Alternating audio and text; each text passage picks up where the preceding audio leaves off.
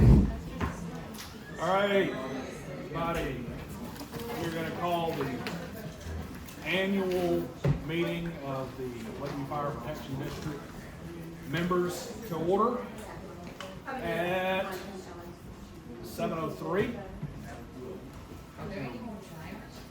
I think we might have all of our chairs taken at this point.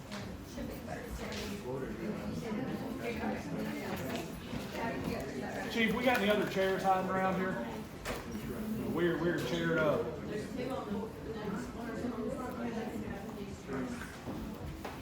And folks, if you don't mind, please make sure you check in with Catherine at the back to, if you're a voting member, to make sure that she checks the registration and everything, so that we make sure we know who's voting and who's not.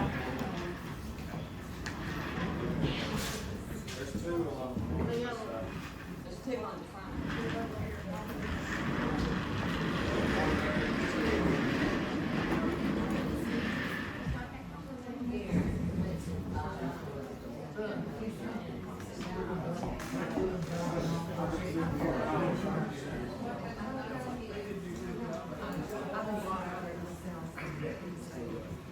All right, guys, let's go ahead. Can I get a roll call, please? Brandon, Here. Mike, Here. Daniel, Here. Daryl, Here. Sonia, Doug here. Okay. Mr. Jones, you mind the invocation? Let's all pray. Lord, we come to you tonight. We thank you for all you do for us. During these times of uncertainty in the world, we pray that you watch over us as we go out through our days. Help our leaders make good decisions throughout the world. And tonight also help us make good decisions for the fire district, and may we serve you honorably throughout the rest of this year. In your name we pray. Amen. Okay, so we're going to kick things off, trying to get things moving along quickly, because there is actually a decent amount of stuff to do for the new board on the next meeting. We're going to start with the expiring seats on the board of directors. There are 3 positions open. If somebody wants to be nominated for, wants to volunteer for a particular seat, go ahead and throw your hat in the ring. You'll go back to Miss Catherine, who's going to check to make sure that you have eligibility, and we will vote at the end of the members' meeting on each individual position. So, seat 3, if I'm not mistaken, that is the remainder of Mr. Dykes' seat. Is that correct? That's accurate. All right, so George Dykes, he resigned. I believe does he have 1 year left or 2 years? One. He has 1 year left on his seat. So we will open by entertaining nominations for the remainder of Mr. Dykes' seat. I'd like to nominate Mr. Paul Quick. Second. I have a motion and a second. Miss Diane Nesbitt and Ronnie Gay. Ronnie Gay. Okay. Anybody have an objection to that? Okay. All right. So anybody else for the remainder of seat 3? Okay, well, provided you're, it looks like you're running unopposed, provided you're, provided it checks out with, your residency and such. Seat 6, I believe, is Mr. Mike Fisher's seat. Mr. Fisher, you planning on running to keep your seat? Yes. I nominate Mike Fisher. Yep. I second. All right, so we have a first nomination and a second on Mr. Fisher. Is there anybody who has a problem with this one? Who was the second? Okay. Yep. And number 7 is the seat that is currently held by myself. We have nominations from the floor. I'll nominate Gary Johnson. Okay. I second. We have a nomination and a second for Gary Johnson. Why not? I'll run against Gary. I'll run to hold the seat. We have a nomination and a second for myself. I'll nominate Daniel Griffin. I'll second. All right, nomination in a second. Any other nominees for that seat? Okay, that's closed. Everyone please, fill out our stuff and make sure that we are where we're supposed to go. Okay, so, previous minutes from the last annual meeting. These have already been accepted and recorded and it's being read for the members. The annual members meeting was held on October 19th of 2022. The meeting was called to order by Brandon Jones at 7:03 p.m. Prayer was made by George Dykes. Members present: Brandon Jones, Sonia Whitaker, myself, Daniel Griffin, George Dykes, Steve Johnson. Mike Fisher was absent. Prior minutes, the minutes from the 2021 meeting were read by Sonia Whitaker. Motion to approve with typo changes and add numbers from elections made by Jan Smith. Second by Daniel Griffin, approved by all. The treasurer's report was read by myself. Last year's budget as well as the new proposed budget. After discussion with the members, Janet Wilson made a motion to accept the new budget, seconded by Jan Dickey, approved by all. The floor was then open for nominations for a new board member, as Steve Johnson's position was now open. Daniel Griffin nominated Daryl Oden. No other nominations were made, so Daryl accepted the position and will be sworn in at the monthly meeting following the members' meeting. There were no committee reports. Communications. Doug didn't have anything to report, but did want to thank Steve for his years of service. Chief Harris also expressed his appreciation for Steve's service. The dues committee will need to meet one more time to finalize hazmat fees. Mary Christensen asked about the exemptions as related to unimproved property. If someone owns multiple properties and has an exemption for their homestead, she was advised that only the homestead would be exempt and that the admin staff is working with county records to make sure all information matches. Motion to adjourn at 7:40 p.m. by Kelly Rowland, seconded by Daniel Griffin, approved by all. Alrighty. What is the date? 17. 17th?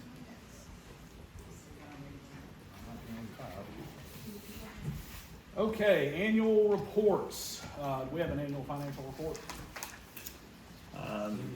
Well, I mean, it's kind of on the same page as the proposed budget.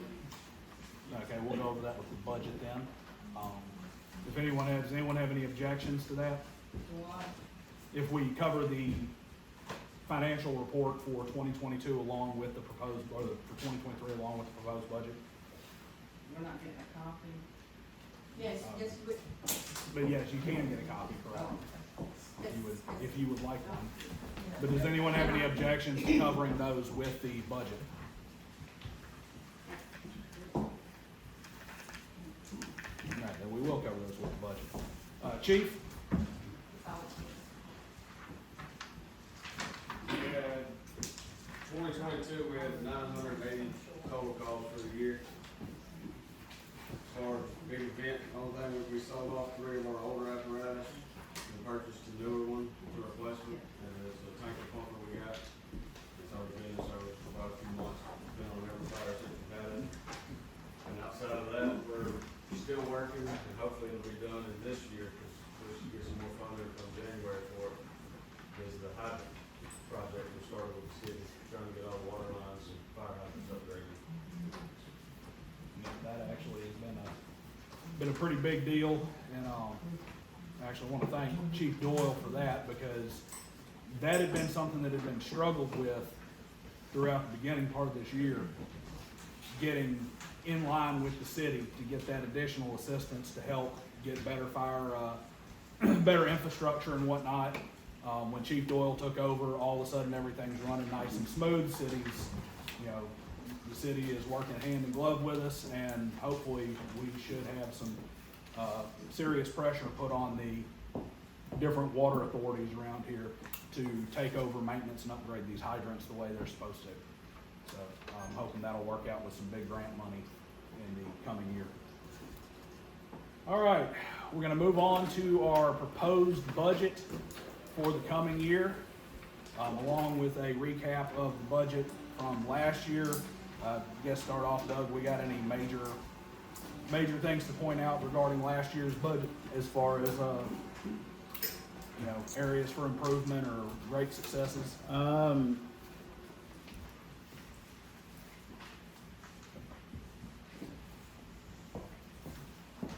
Our past due collections, we budgeted 20,000, which that's kind of a guess because you don't know how much you're actually gonna get, but we actually were able to bring in, recoup, whatever the right word is, 64,000 last year. That's a pretty sizable amount of money to bring in from past due. These girls in the office, Martha and Catherine, have done a tremendous job working with the attorney and getting people who owe considerable back fire dues to pay. And of course, the real estate market towards the beginning of 2022 or throughout 2022 kind of helped a little bit before it all went to pot. All right, so let's go ahead and run down the budget for us, Mr. Doug. Just amounts, I guess, or? Yeah, just All right, for line by line. income, for fire dues, $225,000, business income 35, county funds 10, contracted 7,500, donations 5,000, fire recovery 12,000, business office fees 13,000, hazmat 3,000, thrift store and scrap 1,800. Past due collections, we still tried to save a little bit conservative on it. We went with 30,000, and then we had a budget surplus from this year, which we want to move into savings. So the proposed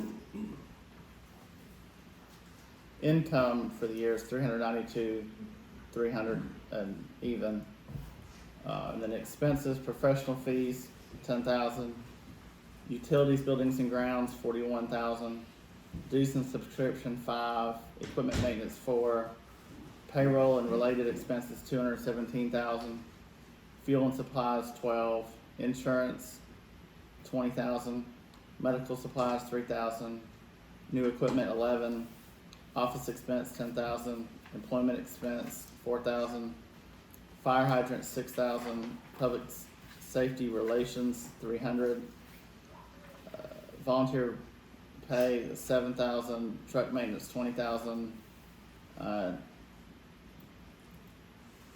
2,000 for miscellaneous, for a total of 372,300. And we did have the budget surplus, but I misspoke about that going to savings. In the budget we have 20,000 earmarked to go to savings. So at the bottom we also equal 392,300. So we're carrying over that surplus. So what are these, let's go over these major changes from how 2022 ended versus our projections.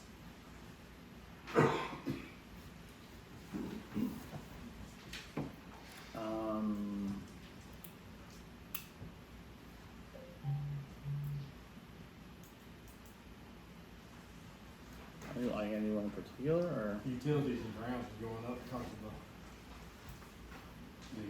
the wall out here and the office space.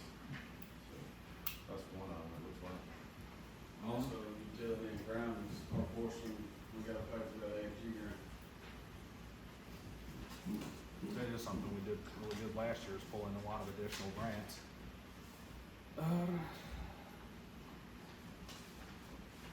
So, I have a question.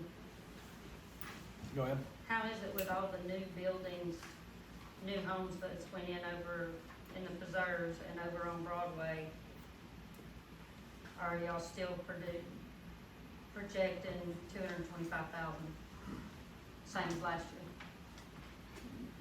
They're still moving dirt at the preserve. Those houses, it's gonna be a while before we get any money off of those. So those aren't houses that are from the Parkway all the way behind Yes, but they're not gonna be built tomorrow. It will be a while before we see money off those. We don't see money until They're they're, standing there. we're evidently not talking about the same thing. Are you talking I'm about? talking about Central Park Drive and Talking about the riding station that tucks back in? Yeah. Those were already there last building cycle, I believe. That should have been good this year. And D.R. Horton It was, starts with the year. that's a little bit of a hard answer, a question to answer, because we don't know if everybody's paid those fire dues either, so. That, I mean, we can't just look them up tonight and say everybody over there's paid their fire dues, or over here on Broadway, we'd have to do a little bit more research on that. So also, that was a projected number. Yeah, It wasn't a number that we actually hit. exactly. yeah, I believe, So we should hit it this year with the new houses. I think we came in around, about 220.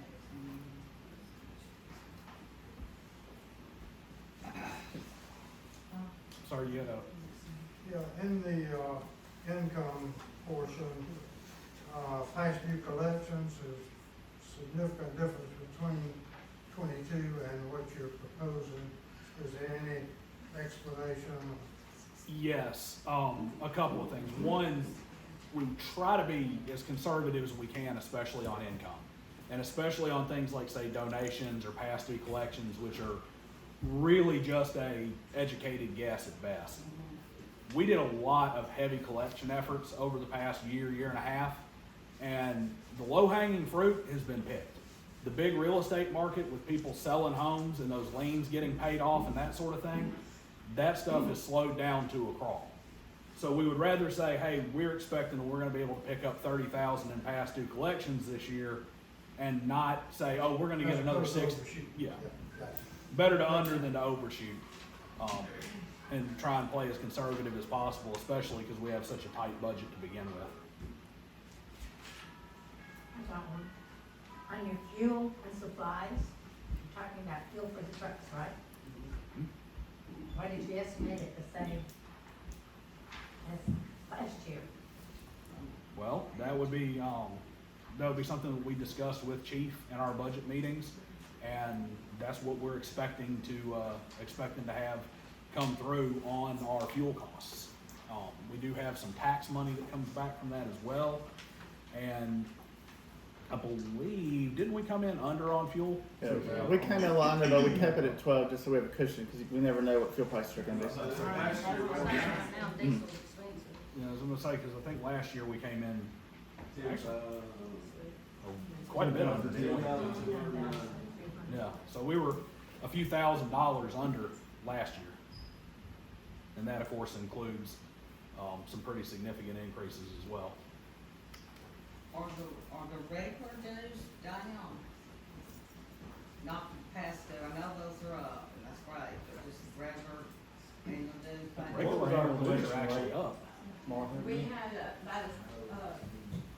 auditor said we had 75%, we had 25% that's not, that are not paid. 75 has been paid, percentage wise. The reason I asked the other day, I ran across the annual report from 2018. I mean, this is both combined, past due, of course, we weren't taking that much past due. And it was $239,913 5 years ago. Combined, Yeah, yeah. that's 5 years ago, a lot of houses been built. Do you know if that had the business lumped into that number? Business fees. It probably was, if it was total.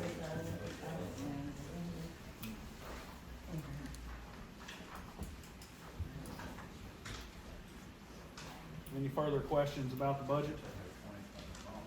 Just out of curiosity, what is the employment expense that's not included with payroll and related expenses? Was the what expense that's not included with payroll? Employment expense. Like when we send them for our physical I was about to say, Drug screen. When they first get on, training, drug test. So training doesn't go under training? no, it's part of the employment expense.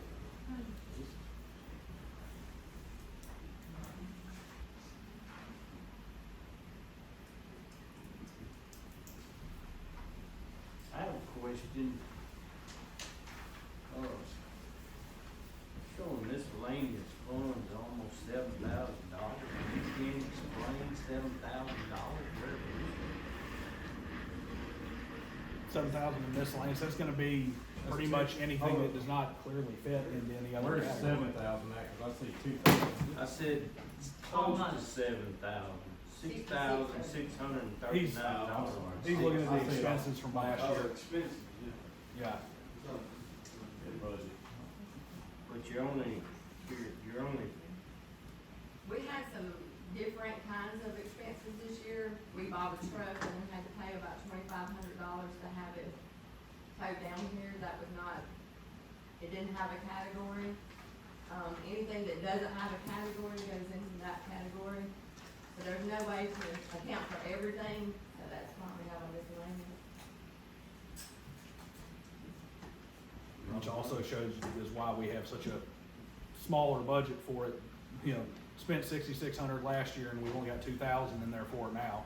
It's really just for stuff that doesn't fit a category that comes up that usually just gets brought before the board and voted on.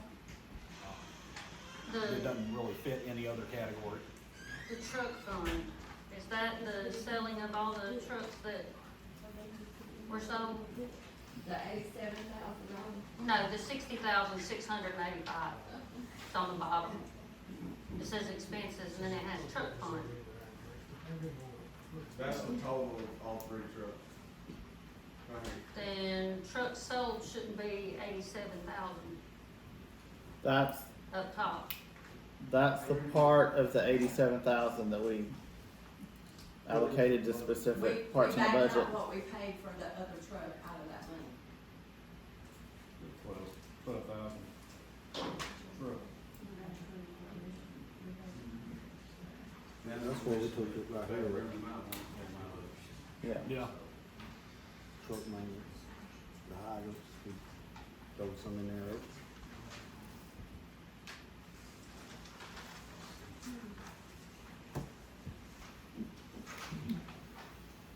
While this budget is still very tight, we did come through, even without the trucks, we actually came through with a surplus. So that was, almost a miracle in itself. So last year you budgeted for new equipment $10,000. And it looks like you added $10,885, but then you only budgeted for this year 11,000. And you spent 14,542.84. New hires. Chief Doyle could probably answer that better, but some of that was like radios, turnout gear. But the radios, turnout gear, and helmets, cause all of them had come up on the NFPA expiration dates, so we had to get replacements. That's not gonna be an every year thing, that's just happened to come up where they were about to expire and we had to get them replaced. So is the 11,000 gonna cover the turnout gear that you just ordered? We've- Was it 3 or 6? We've got, I don't remember, we've got a certain amount set aside for it already, we just gotta have the other, like 7 or 8. I mean, that's what I'm saying, you only allocated 11,000. And you gotta buy that turnout gear. It's a new budget.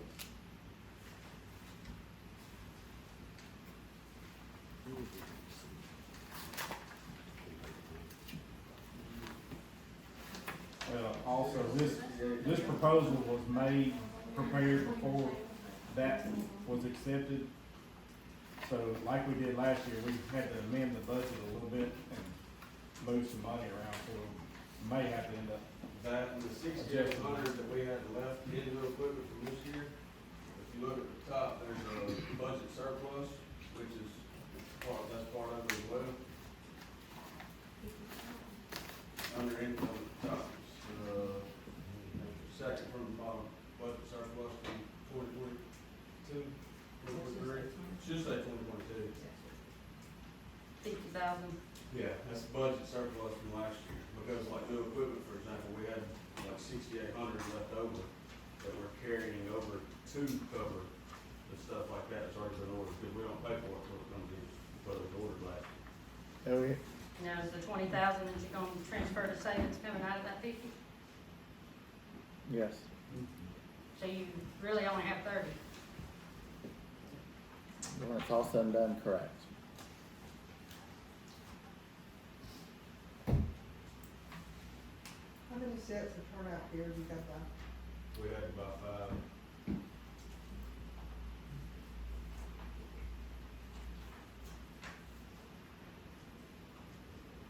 So we have further questions or any amendments that the members would like to see to the budget?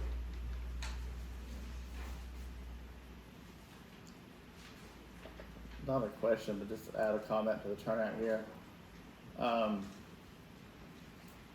We got, was it 4,000 extra from the county that we weren't expecting?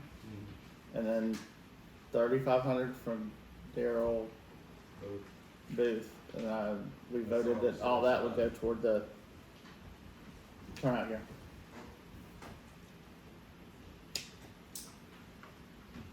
And it wouldn't be a big deal to add that into the line item for budget and then just add add it to the budget surplus up top, since we were counting it against last year. Easy enough change. Or we can just address it when it comes up. So I believe we also have some grants out for turnout gear too, if I'm not mistaken. If we get those, that's gonna change it anyway. Not yet, that's going on this year's grants.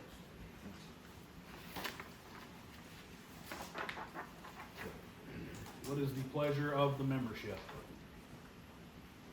What do you classify as employment expense? And so, like Chief said here a minute ago, that has to do with things like the expense of hiring somebody, drug tests, certification stuff, verifications, background checks, all the stuff that has to be done to hire somebody. Physicals, the stuff that's necessary. And depending on how much turnover we have and how many people are brought on board, that could be wildly inaccurate, high or low. But that's a pretty good guess based on the past. Training is also in that category. Yeah. Remind me, the volunteers even have to have physicals now for us. So that's everybody, that's not just paid staff. Before you can take any course that the fire college offers, you gotta have a physical on file with them. So therefore, as soon as somebody comes in, we've gotta send them to get a physical done, because they can't even start 160 or any class without it. Thank you, sir. So, questions, comments, adjustments? The truck maintenance, are we gonna add the 21,650 to the 20,000? To make it 41,650? I don't believe that's the case on the way that is. I don't know, like I said, when we did the budget in the budget meeting, we didn't have the added truck fund column in there.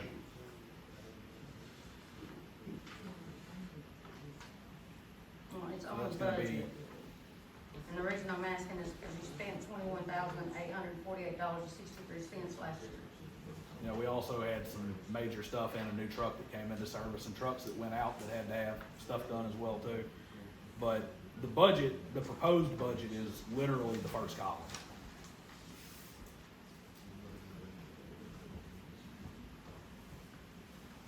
Doug, you have or Martha, do you, the truck fund column? Cause I Truck maintenance. don't remember seeing the truck fund column when we had the budget meeting anyway, so can you explain that column? Y'all had a meeting and y'all voted to add these amounts to our 2022 budget, which probably should have really been added to our 2023 budget, because a lot of these expenses did not come in before the budget ended. So that's why we did a budget surplus, and it should say from 2022, of $50,000 to allocate for those expenses that we've already put out there, and they were approved, they just haven't cleared the bank yet. Okay, so those are basically covering carryover.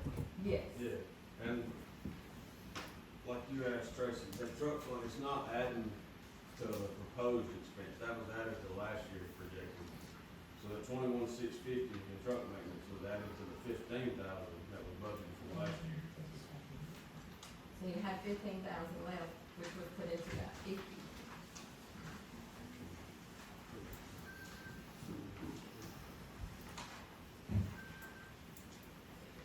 So, okay, I obviously did not have the same math y'all have, because 15,000 plus the 21,650 does not come to 20,000. No.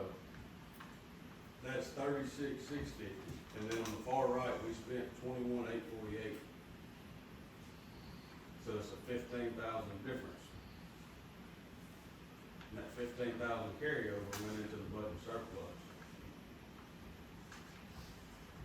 So the truck fund and the 15,000 was already budgeted, is one. We had the 15 that was budgeted, we added the truck money to that budget, and it turned into 36,000 that was budgeted. We spent 21, so you got the 15 carryover. That went into budget surplus. What you're basically looking at is a column that is accounting for money that was added from truck sales into last year's stuff. When you're looking at 23, our proposed budget that we're about to vote on, all you're looking at is the first column. Now, a lot of those truck funds went into categories that was already in the negative because of higher expenses than anticipated. Yeah. So, Okay, so the way you just explained that, Right? on fire hydrants, you only spent $71.76 for the year. We did. You had budgeted 2,000. You added the 4,000, which made it 6,000. Yes. But And you we're didn't budgeting- subtract the 71.76 from it. From what? On the left, the 6,000 is what we're budgeted for this year. We added 4,000 to the 2,000 that was budgeted last year and turned it into 6,000. The first column stands alone. We don't have a column of what's remaining on here. The left column is what we're proposing to budget for this year. It has nothing to do with last year. so let's make this real easy for folks to, look at it with a good eye to make decisions. That left column, the far left column is the proposed budget. The center highlighted column was the 2022 budget. The 2022 column on the far right is actual expenses from 2022. Those are the three big comparison numbers to say, hey, this is what we have, this is what we budgeted last year, this is what we actually got. Comparison all the way down. What adjustments do you think need to be made to this left-hand column to make sure that in 2023, 2024, we're in the right place? Now, I'm kind of with you on this one. Adding the truck fund column makes it more confusing than it really needs to be, but it's really just trying to break out and show more information. So if you look at it and you say, hey, why are we going from 2,000 to 4,000 on employment expenses? And you look at that and you make a decision on, do we really need to go up to 4,000? And then, of course, obviously asking what's included in the category is usually a good idea too. But hopefully that helps everybody kind of understand the easiest way to read this for comparison purposes. So, proposed budget on the left, budget from 2022 highlighted. Far right is what was actually spent in 2022, 2023.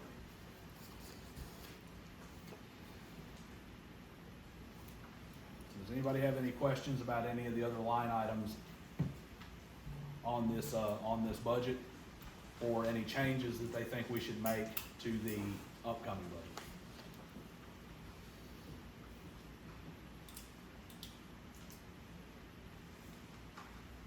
All right, I'll entertain a motion to accept this budget for 2023, 2024. I make a motion to accept the budget as proposed. Mr. Quick is motioned. Who is the second? Mr. Bean is the second. All in favor? Aye. Aye. Are there any opposed? Going once, going twice.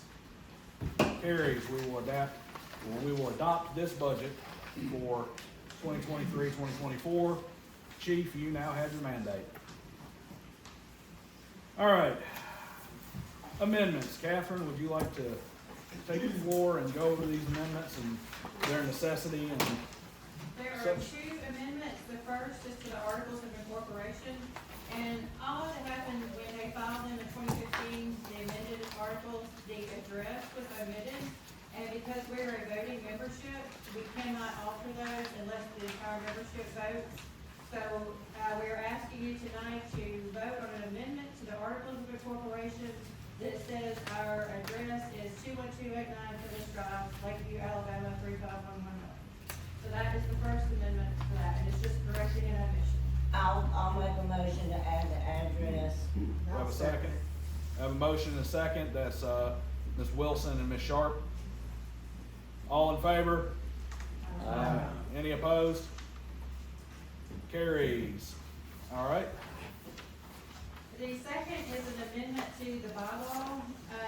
Our bylaws have very limited direction on who can vote for the directors. So there is a definition in the Articles of Incorporation of a member, however, the state acts have a different criteria. So we are just putting an amendment into the bylaws that matches the act that we operate under.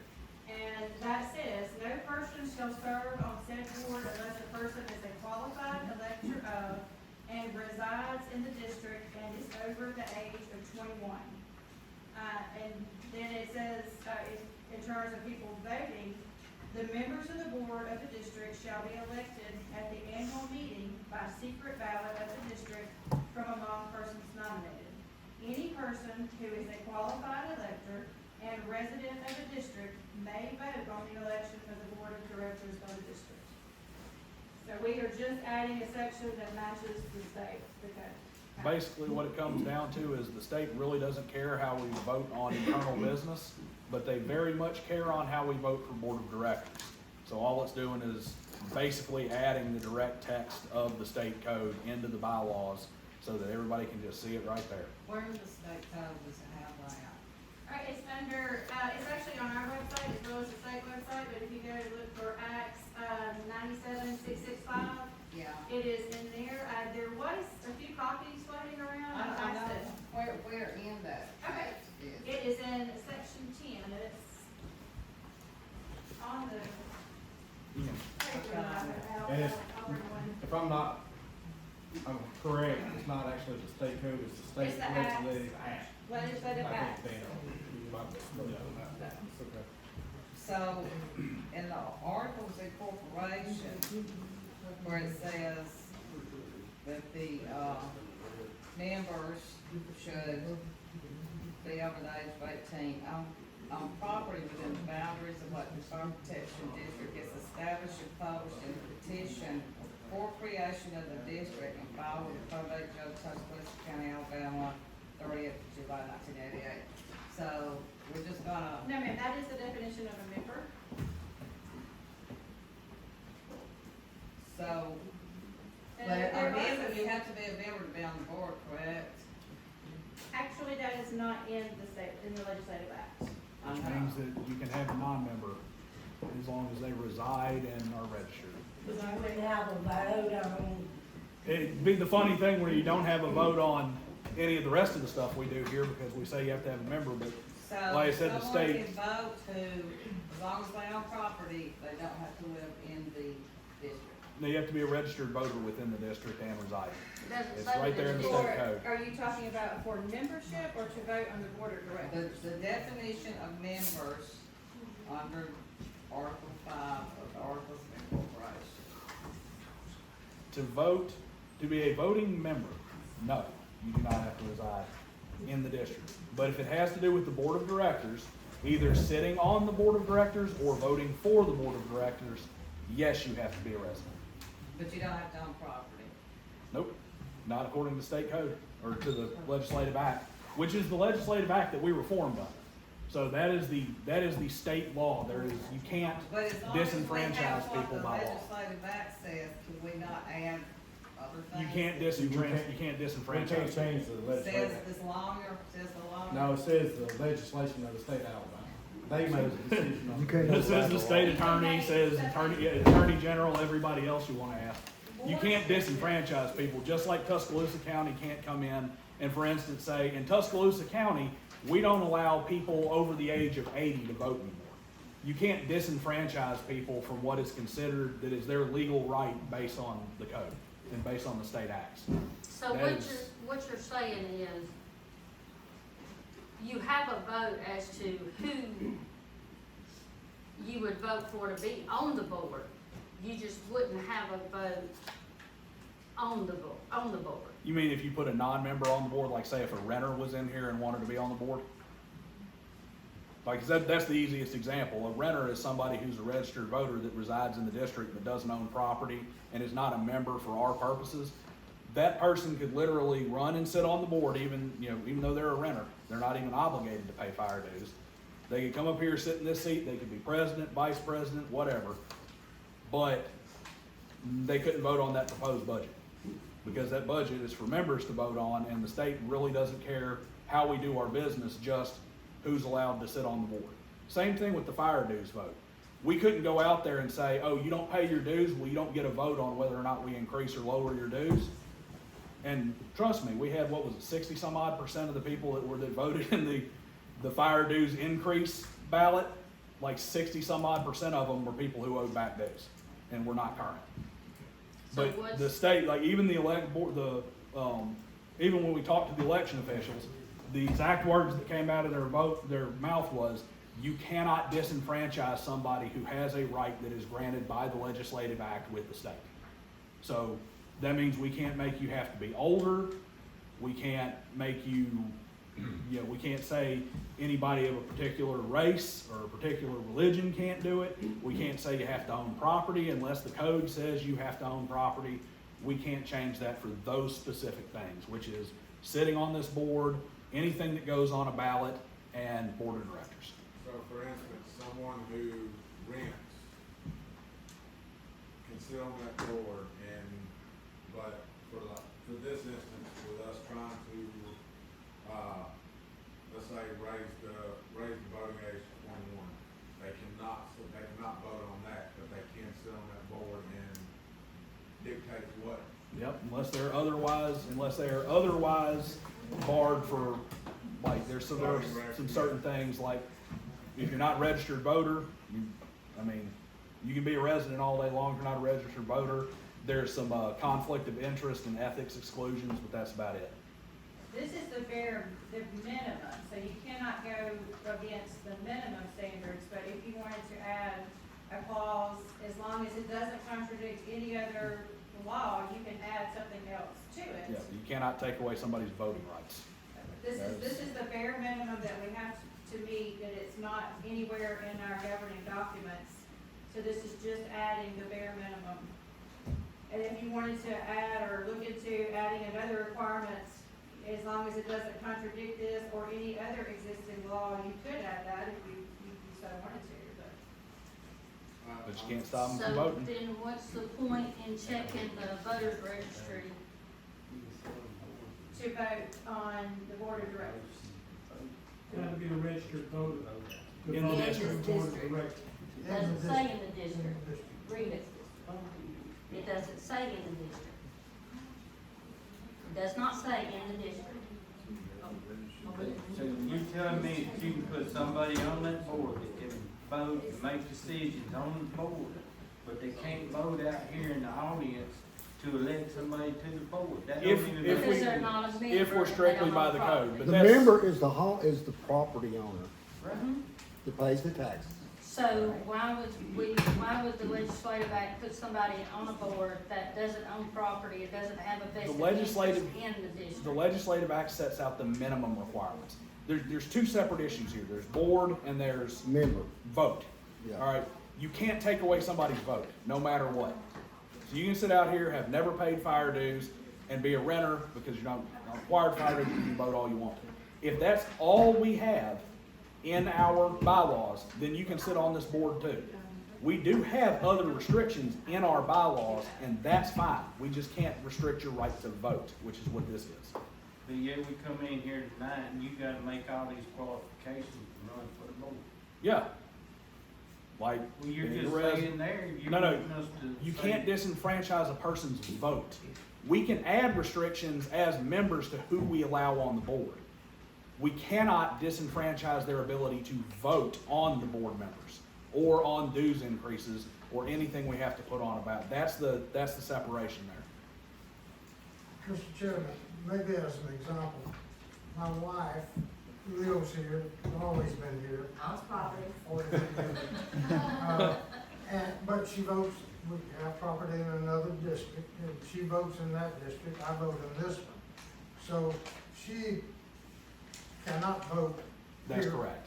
She cannot vote here on the board. Oh, that looks like a disenfranchisement, but it, you know, But it's really not, because if you think about it, this, now, I'll give you the example, this is the one I've used in the past. You own property here, and you own property in California, and you own property in Texas. So you own property in 3 states. You have your residence in Texas. So you go to vote for senator, you go to vote for mayors and stuff in Texas. Should you also be able to say, well, I have some trees in Alabama, so I'm gonna vote on their senators, and I've also got some stuff in California, so I'm gonna vote on their senators, and I'm gonna vote on for president in all 3. That's, so you get You to only pick your vote one registration, vote. you only get one vote, and it's where you're registered.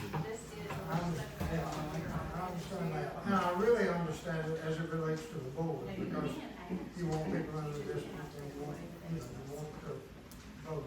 But you want somebody who owns property, that way they have a vested interest in the district.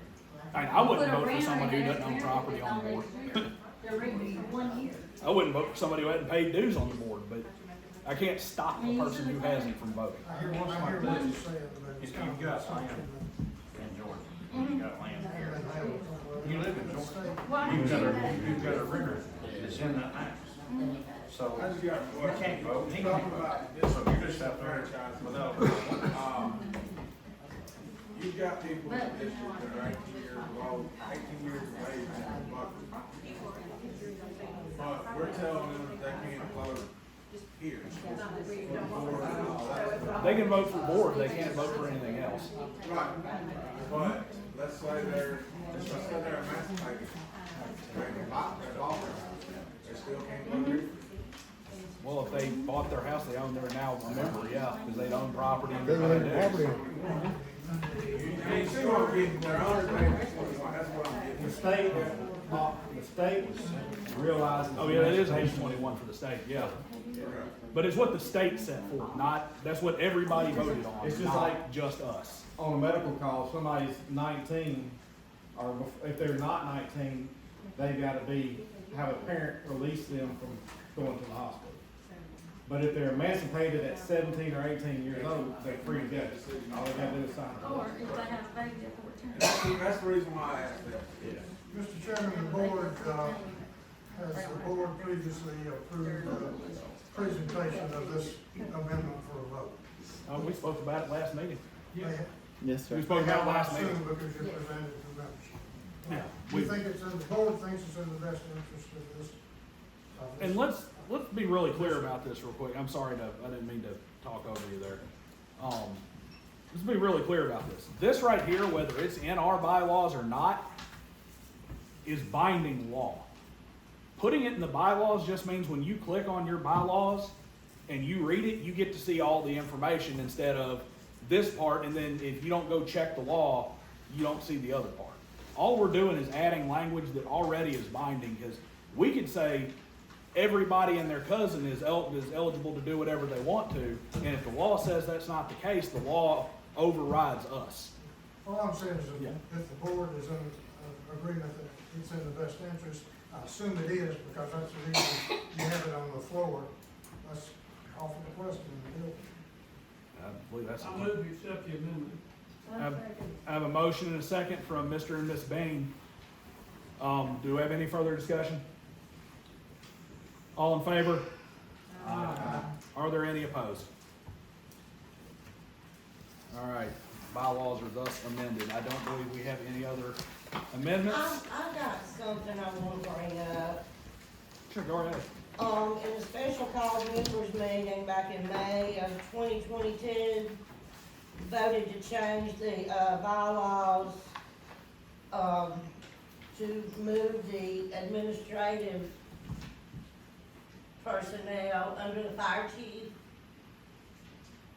And the first line of what you handed out is the affairs and business of each district shall be managed by a board of directors. That, Which, who takes care of the business and affairs of the fire department? the board oversees everything, chief and everything. All moving administrative staff under the chief does is that for like day-to-day stuff, like I'm gonna call in sick or something, chief can handle that. That doesn't change that the board of directors actually manages the day-to-day business. We oversee everything, but everybody up here meets once a month. You can't run what is functionally a business, whether it's to service a community or to be for-profit. You can't run a business running it one day a month. And it's just like a board of directors on any other corporation. The board of directors for Microsoft, there's a CEO who runs everything and everybody's underneath him. He answers to a board of directors, but that board of directors doesn't show up every day and ask if Bob is clocking in. Okay, but as my argument's been for the last 30 years, it takes more than one day a month to run anything. Yep. Anything. How can you sit there and say, hey, y'all can come in once a month? We hired him to do it. Yeah, we hire That's what competent it's people for. to run the day-to-day, just like that board at This is Microsoft nothing hires a against good the fire CEO. chief or anything, the fire chief's coming He can't do down. nothing without the money, And- we have to approve the money. And you're trying to be compliant with the acts. And to me, that's just part of the, business and affairs. That has nothing to do with the organizational structure. It clearly, all it means is that a board is the ultimate authority over everything. We could vote to change anything except for what is dictated by the bylaws and stuff Are that you we here every day now? Every day during the week when I'm not at there.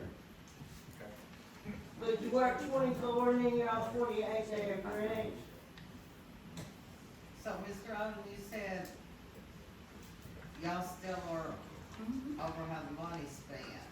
Well, he can't go, he's got a certain amount, $500 or something. He's got more than that, he's got Yeah. control of the budget, but that's what the But- budget's for. Well, We- checks As get, long as he stays in line with this or pretty close to it, and we check it off every month, and we're watching where the funds go, that's oversight. So you don't need to discuss. Now, I stop in here, expenditures? hold on, I stop in here quite a bit, I stop in here 2 or 3 times a week, I still volunteer here. So, Yeah. I sign checks probably twice a month. I'm sure Mike comes over here and checks on a lot of stuff, so, yeah, we're here, but technically, we meet once a month is what Dan was trying And to say. keep in mind, that's also why you have a president and a vice president. All right, the board is the board. Regular board member has actually less authority than a regular citizen unless they are sitting in a quorum with a board. But the president and vice president have the authority to execute the will of that board. They're an executive who can come in and say, the board said do this, I can make sure it's done. The treasurer has the authority to deal with money outside of the board. So you have that, but it's an oversight. It is not a direct management. It's a board of directors, not a board of micromanagers. And a board of micromanagers, quite frankly, got us into some of the messes that we've had in the past, where things went way too long because people wanted to wait till meetings, and something that could have been a $500 fix turns into a $1,500 fix because we gotta wait till the meeting and then we gotta discuss it, we're gonna table it, it's gonna go another month. The board having that kind of micromanagement, direct control over every single decision caused numerous issues, and it's just not an efficient way to run anything. But That's- there's a discretionary fund. No, there's not a discretionary fund. The budget is a directive to the chief, make sure that these things stay within these He makes a parameters. plan to stay within the So proposed like budget. if there's turnout gear needed, but it's spent on something else, as long as it's still in the budget. Like for instance, a few months ago, when I asked at the meeting, last month, y'all had the month before, y'all had tabled the, scheduling software. The next month I get here, and it's a done deal, it's already being used. And I asked about it. Well, one board member says there was miscommunication or lack of communication with our former fire chief. But you said it was in the budget, within the budget. Yeah, it was So in the which budget. is it? Well, no, it was I in the agree. budget, but there was miscommunication with him on that front. But here's the way that, so both of those are true. It's basically saying, hey, it was already in the budget, it was something we were planning on doing anyway, so we're not gonna go after him. And he's also no longer in service at this fire department. But who's So- in miscommunication with it? Well, Y'all the with fire him or chief. him with y'all? But that's the kind of thing, There was that's how no the fire chief there was no communication is what There the was problem none. was. Yeah. The money was in the budget, he was allowed to spend it. I'm the one that initially brought it up, why are we spending this money? Because there was no communication between here and that office. Yeah, and that office is now filled by another person. Which is the reason the question's being asked, why is the chief allowed to spend whatever's in the budget as long as it's within the budget?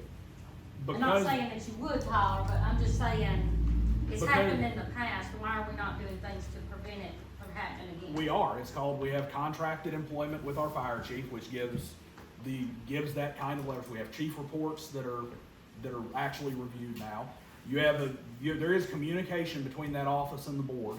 If there's not communication, then that office gets filled by somebody else. It's just like, hey, you hired a bad manager, you've replaced that manager with another manager. If it's a good manager, you're great. If it's not a good manager, it's on the board to keep an eye on it and say, hey, you're coloring outside the lines, and to catch that before it becomes a major issue. So on the That's- opposite end of that, also on that incident, now we buying turnout gear that was brought to us, said we needed it, and the money was in the budget because we had surplus. I was about to say, even if it's in the budget, if it's an absurd amount, or if it's something like that scheduled as an annual subscription, I still bring it here first, just like a turnout gear. We had money in the budget when I got the quotes for it, Well, but but I the thing didn't is, just go purchase it. I think the concern is that office, as you know, has had Oh. quite a good bit of turnover. And it's been different with everybody that's been in there. And the last one that was in there was allowed to spend whatever. Now, he wasn't allowed to spend whatever. He spent $2,500 on scheduling software that we've used a calendar for years. He was still bringing numerous other things to the board as well. Now, he also got his hand slapped, and then eventually that relationship was terminated. And a big part of it was because of things like that, lack of communication, being too loose with what was given, that sort of thing. That's what a board is supposed to do. Now, you don't leave a fire chief in place for 6 years while he's coloring outside the lines, or you're gonna have a real mess on your hands. That's why you put people on the board that you can trust to watch over those things. That's enough about that, fire chief, let's go. Thank you. Nothing we can do about that. All right? Let's go ahead. But I and- will say this, Brandon said he checks in. I call over here so often, talk to Martha, that I know the name of every pool hall from Birmingham to Tuscaloosa. I can get a different one every time I call. Alright, carry on. All right, so next is the elections. These will be carried out by secret ballot as we are supposed to. You guys got some paper ballots for some folks? Seat 3, I believe, was uncontested. So Mr. Quick is just gonna go ahead and win that unless, are we gonna have a write-in campaign? Mr. Fisher, was there a opponent for Mr. Fisher? No. Okay, so Mr. Fisher, congratulations, you signed up to be on the circus again. Dang, I wanted to vote against him. All righty. So seat 7 is myself and Gary Johnson. Better be glad there's a lot of people. Am I qualified to sit on the board? Catherine? Catherine, Yes. have you finished checking for? No, I just got the papers.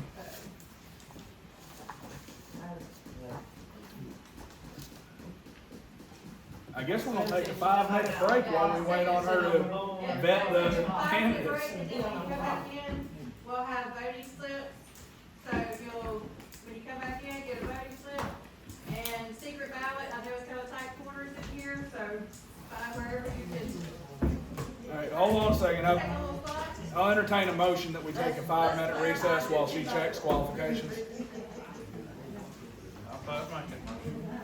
Do I have a second? Motion and a second. Does any? Yeah, I got the second and the motion. Hold on, folks.